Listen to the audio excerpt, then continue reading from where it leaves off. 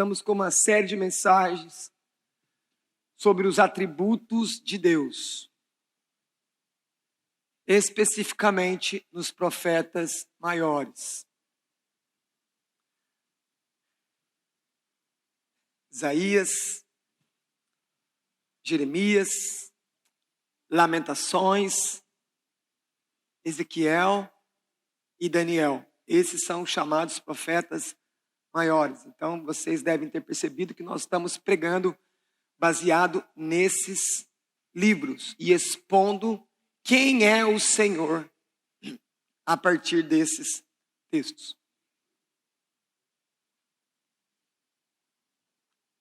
Hoje nós vamos fazer uma leitura. Eu quero que vocês acompanhem aqui, porque a Bíblia de ninguém vai ter essa versão, tá? Não quer dizer que o pastor fez uma versão, não estou nesse nível não, tá? Mas eu quero que vocês prestem atenção na leitura. Você não vai conseguir acompanhar aí, mas aqui é o texto bíblico, certo? Diz assim a palavra de Deus, Isaías capítulo 26, verso 1, o verso 4. Naquele dia se entoará este cântico na terra de Judá. Temos uma cidade forte. Deus lhe põe a salvação por muros e baluartes. Abri vós os portões para que entre a nação justa que guarda a fidelidade. Quanto à mente firme, tu aguardarás em perfeita paz, pois em ti confia. Confiai no Senhor perpetuamente. Sim, no Senhor a rocha. Amém. Vamos orar pedindo para que o Senhor fale conosco. Deus Santo, mais uma vez nós invocamos teu bendito e santo nome. Em nome de Cristo nós te pedimos, como igreja, como teu povo na terra, que o Senhor fale a nós. Que o Senhor venha em cada coração que está aqui nessa noite. Não muitas vezes, ó Deus, trazendo aquilo que eu penso que eu preciso, mas me encharcando daquilo que de maneira desesperada eu preciso ouvir da tua parte, ó Deus. E que muitos de nós não podem sair daqui nessa noite sem uma palavra tua. Seja para consolar, seja para edificar, seja para exortar, seja para mostrar um novo caminho, seja para que o nosso coração seja quebrantado e haja confissão sincera de pecados em nossos lábios. Senhor, fala com a tua igreja. Nós dependemos de ti. Nós somos as ovelhas do teu pastoreio. Oramos em nome de Cristo. Amém.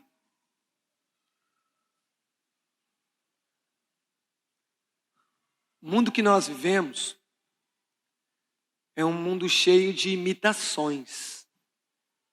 Às vezes você não sabe, ou às vezes você sabe, mas os produtos que você compra não é um produto verdadeiro. A gente chama de original. Ele é uma cópia, ele é uma imitação. Nosso mundo é um mundo cheio de falsidade, seja nas palavras das pessoas, seja nas visões de mundo que nos apresentam. Nós andamos num mundo cheio de falsidade. E pior, um mundo onde muitas vezes nós somos traídos. As pessoas não nos protegem. As pessoas não nos falam trazendo uma palavra de bênção. As pessoas nos difamam. As pessoas entregam os nossos defeitos e erros e pecados ao vento para que ele possa espalhar para todos. E como isso nos machuca. E como isso faz mal para a nossa alma. E por causa dessas coisas, o mundo é um lugar muito difícil de viver. E muitos de vocês têm extrema dificuldade em confiar em outra pessoa. Em ter esperança que as coisas vão melhorar. E por causa dessa alma tão machucada, tão perturbada por essas coisas ruins que chegam ao seu coração, a maioria de nós também foi afetado na própria confiança em Deus. Porque de tanto sermos traídos, decepcionados e frustrados pelo homem, sem percebermos, de maneira inconsciente, achamos que Deus é do mesmo jeito. Então nós confiamos em Deus até um ponto, até um lugar. Colocamos limite, não nos entregamos totalmente aos cuidados de Deus, como por exemplo as crianças pequeninas fazem. Que até se você colocar uma criança pequena num lugar alto, e você abrir os braços e falar para ela, vem, ela não pensa duas vezes, ela se joga, porque ela confia em quem fala, vem, porque ela recebe amor, porque ela é protegida, porque ela se sente amparada. Por isso as pessoas são inseguras, não encontram um apoio firme e seguro para as suas almas. Somos como navios perdidos nas tempestades dos oceanos. E não sabemos em quem acreditar. Não conseguimos discernir nesse mundo falso aquilo que é verdadeiro e aquilo que é falso, porque o mundo está em trevas. Por isso, lá no seu fundo, lá no encontro da sua parte espiritual com a sua parte material, existe uma gigantesca necessidade de você desenvolver relacionamentos que sejam fiéis, seguros, firmes, autênticos, verdadeiros. Filhos precisam de pais fiéis. Esposas precisam de maridos fiéis. Maridos buscam mulheres fiéis. Empresários querem funcionários que lhes sejam fiéis. Alunos precisam de professores que lhes falem, que ensinem a verdade. Não o que eles pensam, mas a verdade que os alunos precisam receber. Como é difícil encontrarmos amizades verdadeiras que nos dê suporte para os momentos difíceis da vida. Fidelidade é uma das marcas mais percebidas na história do povo de Deus, porque Deus é fiel, Deus é verdadeiro, Ele é firme nas suas promessas, Ele não volta atrás naquilo que Ele diz para nós que vai fazer. Mas mesmo assim, quando olhamos a história do povo de Deus no Antigo Testamento, temos várias vezes onde o povo ou líderes importantes escolheram o caminho da infidelidade. Se não, lembremos de Saul, que foi infiel a Deus. Quando Deus manda ele matar Agag e matar todos os animais, ele pega os animais e quer sacrificar a Deus. E por causa disso, dessa infidelidade a Deus, ele perde o trono. E Salomão, o filho de um dos maiores adoradores do Antigo Testamento, o rei Davi, um homem quebrantado, um homem que é muitas vezes aquele que você olha para a vida dele e vê, ele confia em Deus. Mas seu filho Salomão, sendo o seu sucessor no trono, ele não confiou em Deus para a proteção de Israel. Ele não foi como seu pai Davi, que confiava que era o braço do Senhor, que dava todas as vitórias para o exército de Israel. Não era a flecha, não era a lança, não era o escudo, não era a estratégia dos generais. Porque a vitória vem do Senhor. Mas Salomão, pelo contrário, para ele se sentir protegido, ele então, iludido, enganado a si mesmo, ele começa a se casar com várias princesas, filhas de reis pagãos, das nações vizinhas a Israel, com um intuito estratégico, político, militar. Se eu me caso com a filha desses homens poderosos, eles não vão me invadir, porque eu sou parente deles. Ele procurou a proteção no homem, e ele não confiou na fidelidade de Deus. Um outro exemplo é o rei Asa, também que foi da descendência de Davi. Rei Asa foi um bom rei, ele fez várias reformas espirituais importantes em Israel. Mas, como acontece com todos nós, chegou o dia da doença na vida de Asa. E por que que a Bíblia diz que ele não agradou a Deus, não confiou a Deus? Quando ele caiu enfermo, ao invés de confiar no Senhor, que é o Deus que cura, o Jeová, Rafá, ele procurou primeiro os médicos e aquilo aborreceu a Deus. Não que não devemos procurar os médicos, mas será que o médico não depende de Deus para fazer tudo em nosso favor? E então foi mais um que teve um momento de infidelidade com Deus. E agora, nesse capítulo 26 que nós lemos, desse belo livro, uma obra literária magnífica, nós temos agora Isaías trazendo os oráculos de Deus, porque Judá, o povo de Deus, está numa encruzilhada. Ele tem que tomar uma decisão importante.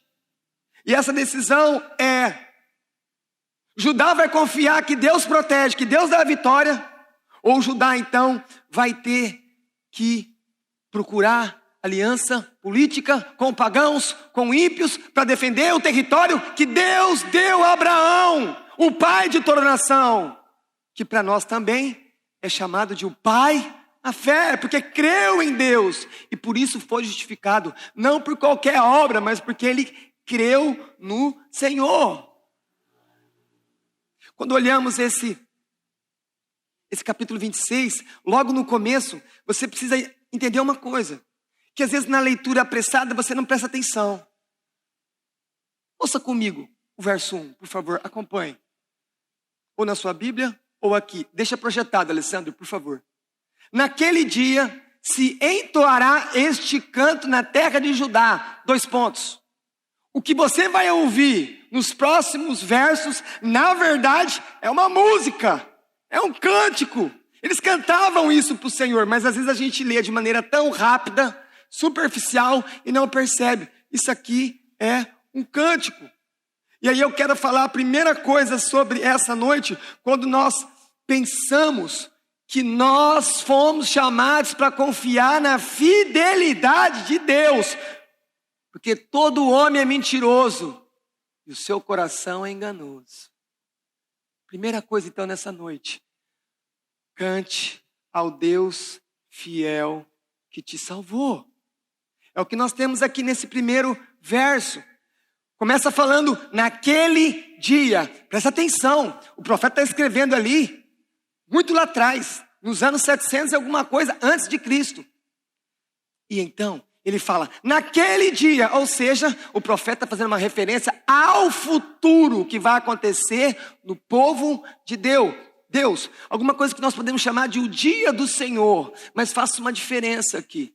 Muitas vezes, dia do Senhor na Escritura é o dia de um acerto de contas de Deus com todos, que é quando a volta de Jesus, ele vem em glória, em justiça para julgar as nações e todos aqueles que não o confessam como Senhor e Salvador. Por outro lado, dia do Senhor também é todo o tempo da história da igreja.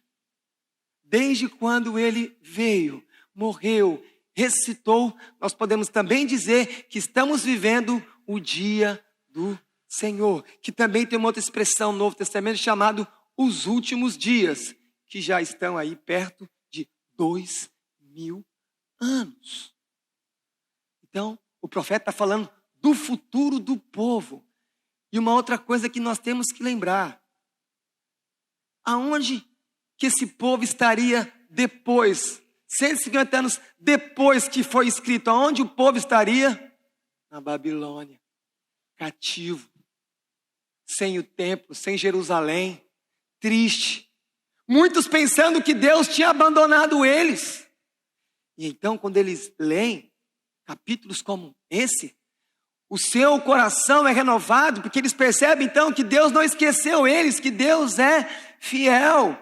E esse é o tema aqui que nós podemos colocar para esse cântico. A fidelidade de Deus deve ser cantada, proclamada, anunciada. Nós precisamos adorar a Deus dizendo: tu és fiel. Você precisa anunciar em todos os lugares que você está: Deus é confiável, põe a fé nele, ele é firme, ele não volta atrás.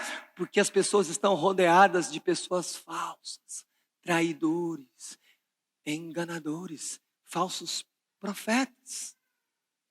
Nós chegamos então aqui o termo cidade forte. Olha só como o profeta escreve, inspirado pelo Espírito: nós temos uma cidade forte. Mas lembre-se, Jerusalém tinha sido destruída, mas Deus fala que não. Vai chegar um tempo que vocês vão ter um lugar, que vocês vão conviver comigo e vocês vão me adorar. Então lembre-se, um dos pontos da fidelidade de Deus: ele protege aqueles que confiam nele. Aleluia!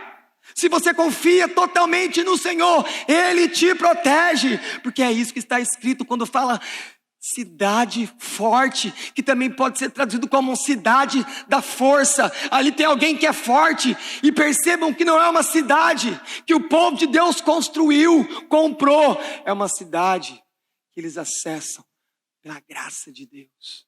Deus dá, Deus faz. É interessante quando a gente pensar em cidade. Onde começou a história de Deus com o homem? Onde começamos essa história de redenção? Começamos naquilo que nós também podemos chamar de jardim-templo. Começamos no Éden, quando Adão e Eva tinham comunhão com Deus ao meio-dia, até que eles pecassem e fossem expulsos da presença de Deus. Mas eles começaram naquele jardim. Deus estava ali. Depois nós chegamos a Jerusalém, uma cidade onde o nome de Deus habitava. E por que aquela cidade? Porque Deus escolheu aquele lugar e ali foi construído o templo para que a presença dele estivesse ali. E agora, qual é um lugar onde nós temos acesso à presença de Deus? É lógico, Deus é onipresente, mas nós estamos agora neste lugar, a igreja.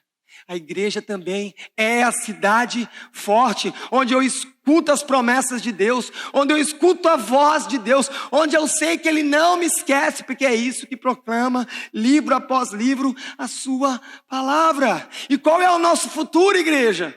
Começamos no jardim. Nossos pais pecaram, depois passamos por Jerusalém, estamos espalhados em todas as nações, nas igrejas, até que nós herdemos Jerusalém celestial, novo céu, nova terra. É o que nos aguarda, porque o Senhor nos protege, o Senhor nos fez para essas coisas. O verso 1 ainda diz que Deus é o Deus que salva, Deus é o Deus que liberta, Deus é o Deus que perdoa. Então, olhando para o verso 1, que eu sou chamado a cantar que Deus é fiel, reconhecendo que Ele me salvou. Lembre-se, adore ao Senhor, porque Ele te salvou. Não porque Ele está dando alguma coisa para você. Não porque um conforto a mais chegou na sua casa.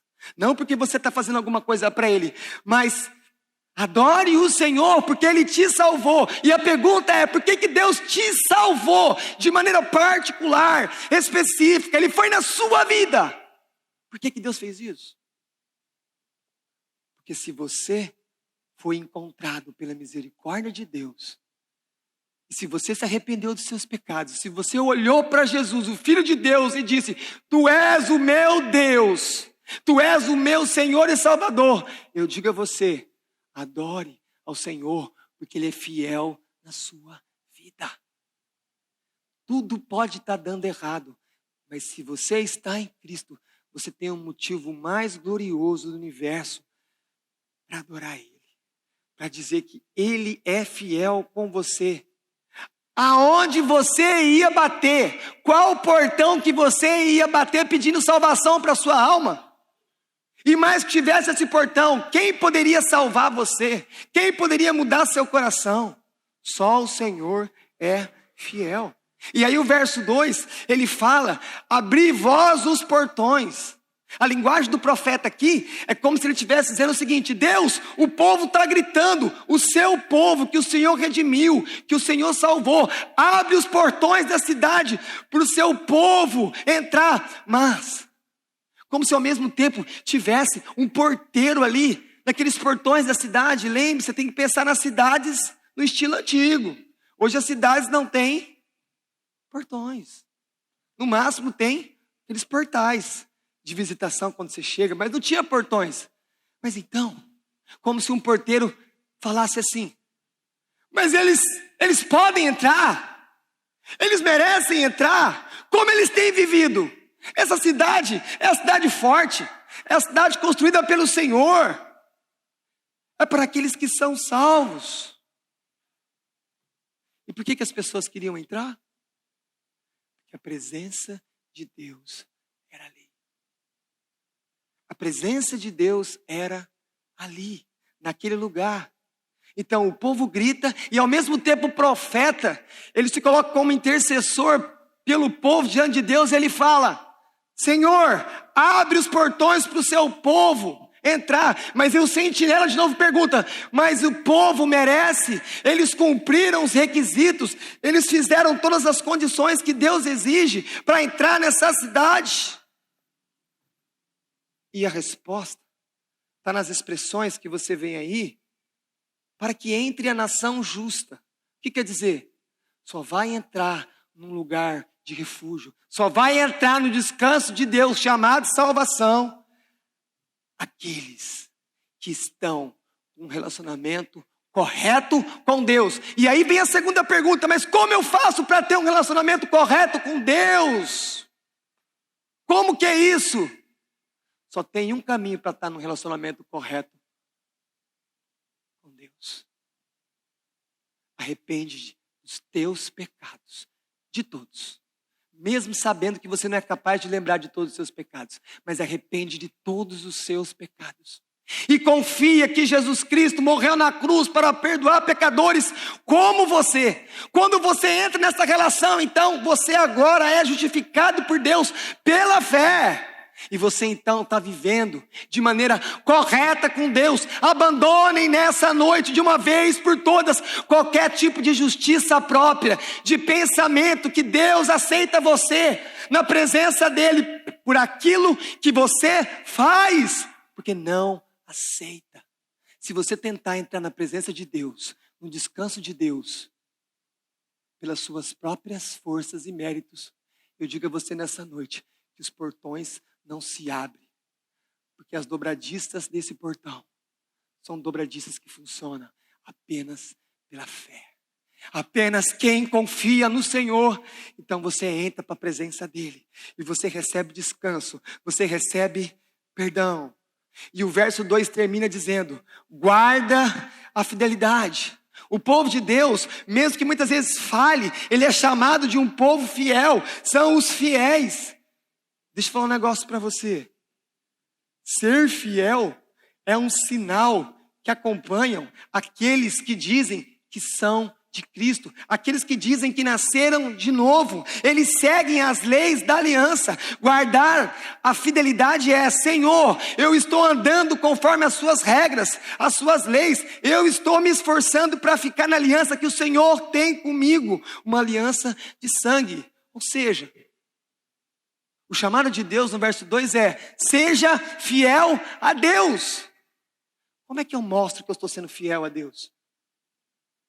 Porque eu oro muito? Porque eu não perco o culto? Porque eu leio 20 capítulos da Bíblia por dia? O que esse verso 2 mostra que alguém é fiel com Deus? Alguém fiel com Deus. Vocês cantaram aqui: Jesus é o caminho. Quem ama Jesus? Aquele que guarda seus mandamentos. Ser fiel a Deus é obedecer. Mas ai de mim, porque eu peco todos os dias. Se arrependa, porque Ele também é um Deus de misericórdia. Mas você não pode desistir desse princípio do reino. O reino são para os obedientes, não ouvidores.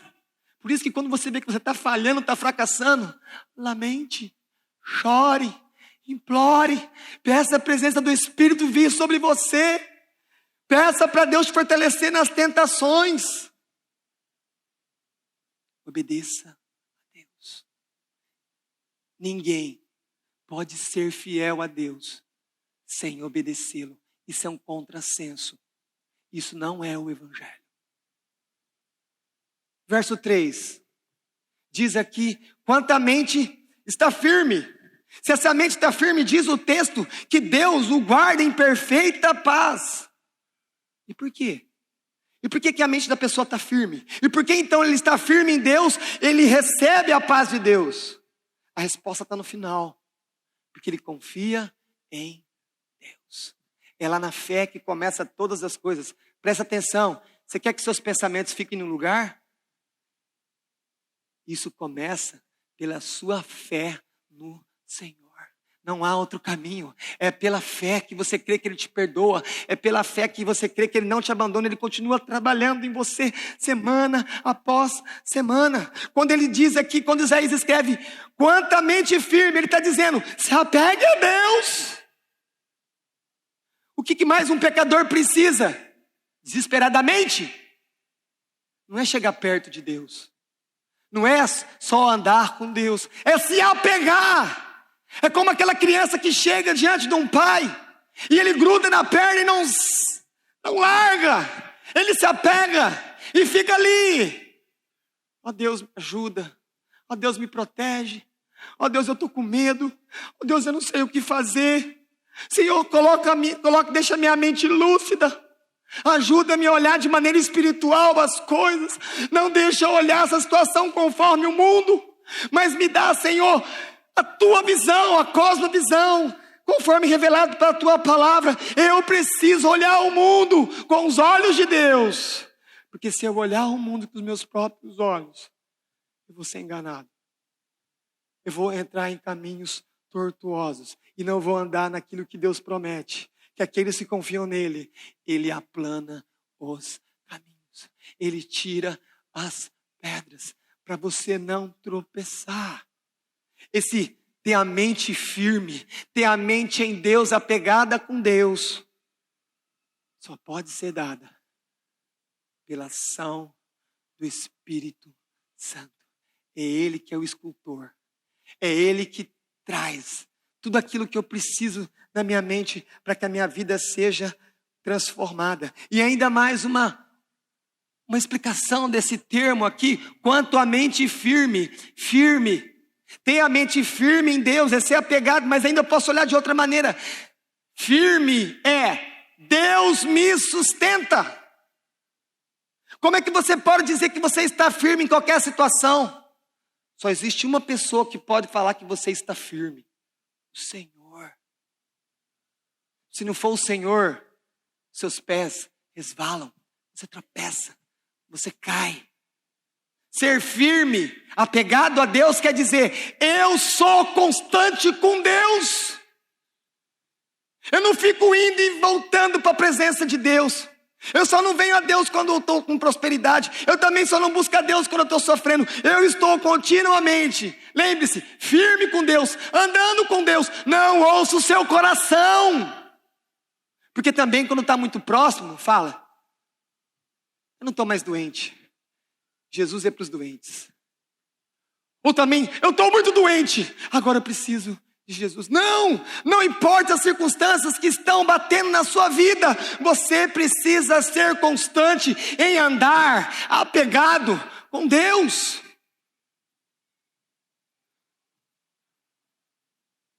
Quando a gente pensa nos filhos pequenos, a gente tem aquela expressão antiga. O lugar dos filhos é com o pai, com os pais. O seu lugar é com Deus, não é em outro lugar nenhum. Porque é Ele que te dá paz. No texto hebraico, quando você vê a expressão ali, Ele te guardará em perfeita paz, no texto hebraico, que não está traduzindo dessa maneira na língua portuguesa da sua Bíblia, 2 vezes tem a palavra shalom, shalom. Ele coloca 2 vezes. Qual é a intenção do Espírito Santo quando leva esse profeta, que era um político? Isaías era um político. Ele vivia na corte, ele assessorava os reis de Judá.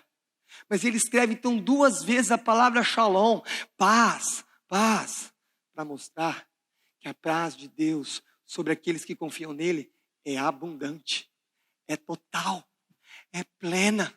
Lembre-se, nós temos que viver não das circunstâncias que estão aqui fora, que geram angústia, medo, incerteza. Eu preciso viver com algo que vem do céu. A paz vem de Cristo do céu. E é uma paz total, não é algo que é dado de maneira parcial. E então, o que essa paz faz com alguém que confia em Deus? Que olha para Deus e fala, tu és fiel, mesmo quando o dinheiro acaba. Tu és fiel quando eu perco o emprego. Tu és fiel quando meu filho cai doente. Tu és fiel e não vai mudar. E a minha boca vai ser constante. E eu só vou falar isso para o Senhor até o final. Tu és fiel. Então, quem crê assim, quem relaciona-se assim com Deus, essa paz traz sossego. Sossego lá dentro.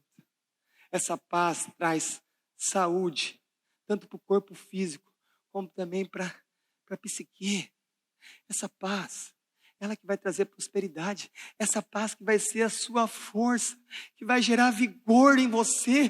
Que às vezes uma situação que está empacada, que você está procrastinando, que você não sai do lugar. Quando a paz de Deus visita você, as coisas vão acontecer. Porque a paz traz o poder de Deus. A gente fala paz para as pessoas, nem sabe o que está fazendo. A gente transformou a shalom de Deus num cumprimento, como se fosse oi, bom dia, boa tarde. Esse oi, bom dia, boa tarde, são apenas saudações cordiais, não podem mudar nada. Mas quando você chega diante de alguém que está sofrendo, que está desesperado, que não sabe o que fazer, e você fala, paz seja contigo. Você está pedindo, fala, Senhor, dá sossego para ele. Senhor, dá saúde para o corpo dele. Senhor, tranquilidade para a mente. Senhor, dá vigor para ele resolver as coisas. Mas pastor, eu não estou sentindo essa paz. Um dos grandes motivos que faz a paz aparentemente fugir da sua vida é quando você não confessa os seus pecados. Olha para os Salmos, não confessa o pecado, a alma fica atribulada. Mas quando eu falei, eu senti alívio. As cargas foram tiradas, porque Deus me perdoa. E aí então eu sinto a paz. Agora, lembre-se, confiar em Deus e outra parte em você, e aqui é a nossa grande maioria. Eu confio em Deus, mas eu também tenho a minha parte, eu tenho que fazer a minha parte. A gente vive falando isso, eu confio em Deus, mas eu também confio no que eu vou fazer aqui. Ainda assim, você vai ficar ansioso. Ainda assim, você em pequena parte é autossuficiente. E nós sabemos como o grande mal do ansioso é não confiar em Deus totalmente. A maioria das pessoas ansiosas sofrem por isso, exceto os casos fisiológicos de enfermidade no corpo, são por causa de incredulidade. Não confia em Deus. Vai ficar atribulado, vai ficar ansioso, vai ficar com medo. E isso depois vai somar tudo no seu corpo. E aí as coisas vão começar a acontecer. Simplesmente porque não fazemos aquilo que é a porta de entrada do reino de Deus. Crer no cuidado de Deus. Crer na proteção de Deus e crer que Deus perdoa todos os nossos pecados. Quantos de nós, ansiosos, amargurados, porque olham para si e pensam, mas Deus não vai me perdoar esse pecado, faz muito tempo. Aonde está escrito isso na Escritura? Que Deus não perdoa porque faz muito tempo. A Bíblia diz que a misericórdia de Deus se renova toda manhã, porque é grande a tua fidelidade. Deus é fiel com os seus. E escutem isso que o próprio Isaías fala no capítulo 26, verso 12. Olha que palavra, olha que declaração para mostrar para você quem é que faz as coisas na sua vida. Escute o que eu vou ler para você. Isaías 26, verso 12. Senhor, concede-nos a paz, porque todas as nossas obras tu a fazes por nós. Que isso, gente? Que isso? Vocês entenderam isso que o profeta falou? O profeta está dizendo: Senhor, eu tenho a paz, porque tudo aquilo que eu tenho que fazer, o Senhor faz por mim. Onde você vai achar um Deus desse? Que faz aquilo que Ele requer que você faça, para poder ter acesso a Ele. Diz aqui que Ele faz aquilo que você tinha que fazer. Por quê? Um dos motivos, porque Ele só aceita perfeição. Ele não aceita 99,9%. Ele só aceita perfeição absoluta. Agora entende então que toda boa obra que você faz não pode ser feita sem quem? Sem Jesus. Que você tem acesso ao céu, ao perdão, à paz, à vida eterna. Porque Cristo fez perfeitamente toda boa obra que Deus exigia de cada um de vocês. Pecadores, mas que foram salvos. Porque confiaram em Cristo. Creia em Deus nas suas lutas. Creia em Deus nas suas enfermidades. Creia em Deus nos seus sucessos. Fazendo um retrospecto do que foi falado até agora nesses 3 primeiros versos, nós podemos falar que a fidelidade de Deus foi destacada pelo profeta, pelo menos com 3 palavras. Deus é fiel, porque Ele salva. Deus é fiel, porque Ele protege. Deus é fiel, porque Ele dá a paz. Existem necessidades maiores do que essa? Ser salvo, ter proteção e ter paz? Mas de forma geral, podemos pensar ainda de 4 maneiras que Deus manifesta a sua fidelidade. Deus é fiel aos pactos. Deus é fiel às suas promessas. Deus é fiel às ameaças que Ele fala quando vai castigar. Escuta. E Deus é fiel no socorro ao seu povo. Aleluia. Deus é fiel aos pactos. Como é que estava o povo no deserto? Cheio de fidelidade. Ficaram lá 40 anos porque não creram que Deus ia dar a terra. Eles olharam os inimigos e falaram: são muito grandes. Ou seja, eles achavam que eles iam conquistar a vitória. Mas era o braço do Senhor. Incrédulos morreram no deserto. Mas diz, quando aquela geração passa, e Moisés está para passar também, Josué assumir a liderança e depois chegar à terra prometida. Olha o que Moisés escreve: o Deus fiel que guarda a aliança. Aquela geração ali eram os adolescentes, eram os twins, que eram muito pequenos quando chegaram no deserto. E agora, eles já são mais adultos, eles têm 40, eles têm 50, eles têm 60. É o pessoal maduro do povo de Deus ali. E aí então, Moisés fala para eles: olha, irmãos, Deus é fiel. Ele guarda a aliança. Sejam fiéis a Ele. Você quer ver uma pessoa que entende essa questão de que Deus é fiel aos pactos? Qual é o segredo da vitória de Davi contra Golias? Quando Golias vem muito grande, uma espada, um escudo enorme, que tinha outra pessoa só para carregar o escudo dele. Mas aí, nós percebemos que o segredo de Davi era a confiança em Deus. E ele olhou para a aliança que ele tinha, porque ele fala assim, ó: quem é este incircunciso para afrontar o exército de Deus vivo? Olha como que Davi olhou, como você tem que olhar. Está sofrendo alguma situação? Olhe como Davi. Se você está em Cristo, Deus tem aliança com você. Qualquer outra pessoa que estiver fazendo qualquer coisa contra você, vai fazer como para vencer o teu Deus? Tem aliança com você. Ali é o segredo da vitória de Davi. Ele percebeu: esse filisteu é incircunciso. Ele não tem o sinal da aliança, ele não tem aliança com Deus. Eu tenho. Eu conheço o Senhor. Então o Senhor vai me dar a vitória. Quem venceu a batalha? Percebe? As vitórias vêm do Senhor. Escute isso aqui em relação às promessas. O que Noé escutou quando ele sai da arca? Você imagina tantas coisas terríveis que ele viu? Como que o coração dele pode ter ficado perturbado? Senhor, será que daqui a um tempo o Senhor vai vir de novo com esse dilúvio? A gente não vai aguentar outro. E aqui, escuta o que eu vou falar e olha para todo mundo que fala que o homem vai destruir a terra. Escuta o que eu vou falar. E aí você compara. Gênesis 8, 22. Enquanto durar a terra. O que é enquanto durar a terra, gente? Até Jesus voltar e transformar todas as coisas. Não deixará de haver sementeira e colheita, frio e calor, verão e inverno, dia e noite. Isso é uma promessa. Eu acredito nisso. Eu acredito nisso. E Deus falou para Noé, eu acredito, é uma promessa. Que sempre vai ter isso, até o Senhor voltar. Mas também Deus cumpre as ameaças que Ele faz para nós. Olha o que Ele diz no Salmo 119, verso 75. Bem sei, ó Senhor, que os teus juízos são justos e que com fidelidade me afligiste.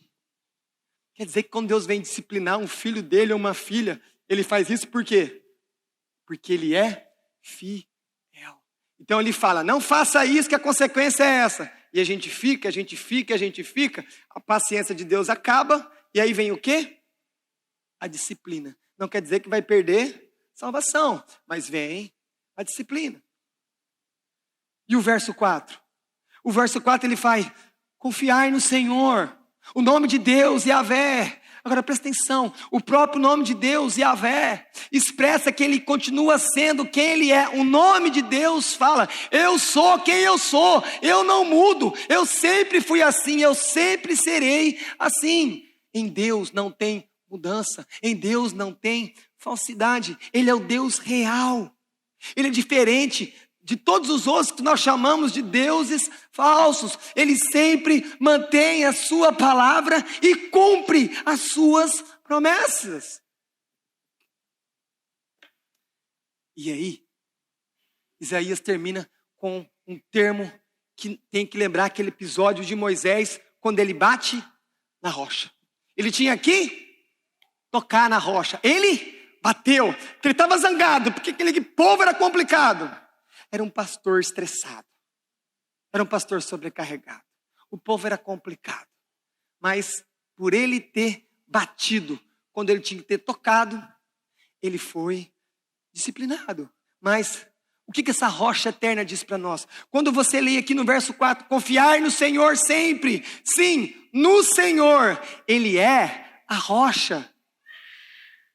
Deus é seu apoio.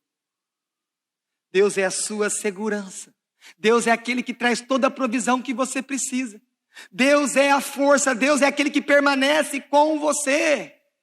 A expressão aqui também pode ser, nós subimos na rocha e somos protegidos. Lembre-se, quando Moisés queria ver a glória de Deus, Senhor, mostra a tua glória. O que Deus fala para Moisés? Ninguém pode ver a minha glória e continuar vivendo. O que Deus faz com Moisés? Põe ele aonde?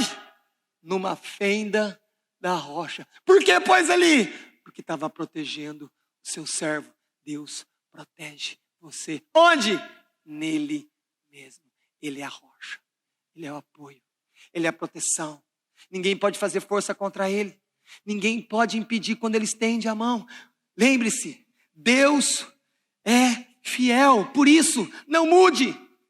Não abandone a fé. Continue crendo até o fim. O teu Deus não muda jamais. E eu encerro essa mensagem fazendo algumas aplicações. Primeiro, se segura aí. As palavras do crente têm que ser verdadeira. A mentira desonra a Deus. Mentira é mentira. Não vou qualificar. A mentira diminui a manifestação da glória de Deus diante dos homens. Se o nosso Deus é verdadeiro, o nosso papel é dizer a verdade. Toda mentira tira a glória de Deus. Toda mentira é um pecado terrível contra a pessoa de Deus. Não é só a outra pessoa que você engana, mas você peca primeiro contra o Deus que é verdade. É um Deus que é verdadeiro, um Deus que é fiel. Só devemos prometer o que iremos cumprir. Senhor, misericórdia. Só devemos prometer o que iremos cumprir.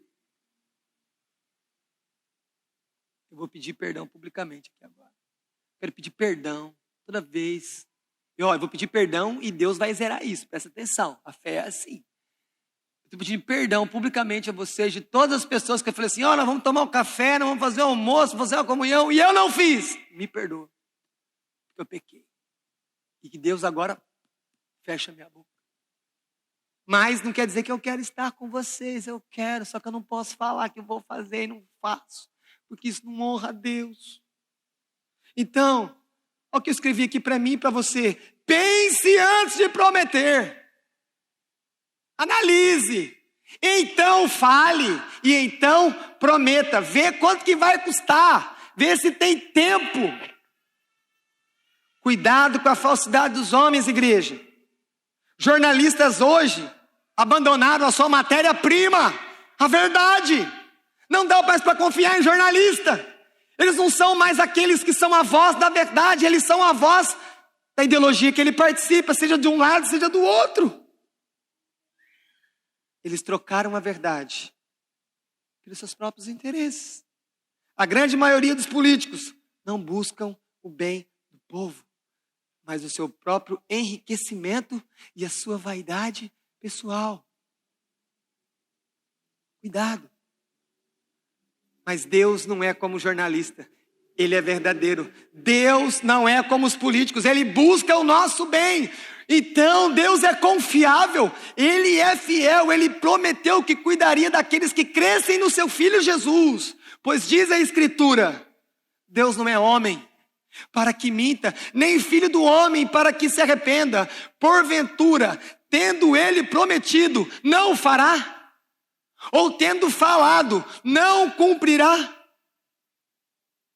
Igreja, aqueles que estão em Cristo e aqueles que ainda não se entregaram a Cristo, presta atenção. Cristo foi fiel ao Pai até o fim na cruz. Para quê? Para fazer na vontade do Pai, pecadores fossem salvos. Ele foi fiel a Deus. Por causa da fidelidade dele, você pode ser perdoado. Então eu termino aqui dizendo, em nome de Jesus, creia.